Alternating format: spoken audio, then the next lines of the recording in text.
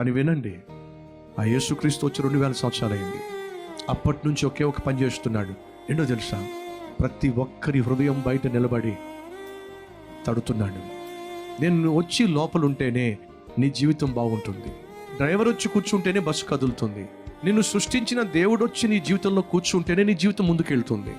ఈరోజు మనలో అనేక మంది జీవితాలు ఎక్కడ వేసిన గొంగలు అక్కడే ఉన్నాయి. శాంతి లేదు, సమాధానం లేదు, సంతోషం లేదు, సంతృప్తి లేదు, రకరకాల సమస్యలతో సతమతం అయిపోతూ ఉన్నది. అంతటికీ కారణం తెలుసా? నిన్ను నడిపించగలిగిన దేవుణ్ణి బయటికి పెట్టావు.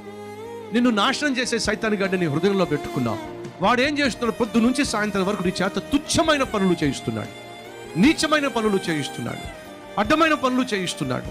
దానివల్ల నీకేమొచ్చింది చెప్పు? ఆరోగ్యం పాడు చేసుకున్నావు, ఆర్థికంగా చితికిపోయావు, మానసికంగా కృంగిపోయావు, కుటుంబంలో శాంతి సమాధానం పోగొట్టుకున్నావు, కట్టుకున్న భార్యను పోషించలేకపోతున్నావు, బిడ్డలను చదివించలేకపోతున్నావు.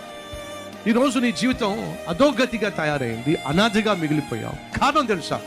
నిన్ను సృష్టించిన దేవుణ్ణి నీలో లేకుండా బయటికి గెంటేసుకున్నావు. ఆయన నీ హృదయపు తలుపు బయట ఉండి తడుతున్నాడు. ఎంతకాలం ఏడుస్తావు? ఎంతకాలం కృంగిపోతావు? ఎంతకాలం అందరి ఎదురు చేతులు చాచి అడుక్కుంటావు? ఎంతకాలం అయోమయ జీవితం జీవిస్తావు? ఒక్కసారి నన్ను నీ హృదయంలోకి రాని, ఒక్కసారి నన్ను నీ జీవితంలోనికి రాని, నీ జీవితాన్ని సంపూర్ణంగా మార్చేస్తా. చివరిగా వింటున్నారా? ఈ హృదయంలో క్రీస్తు ఉంటేనే ఆయన గృహములో నువ్వు ఉండే ఛాన్స్ ఉంది.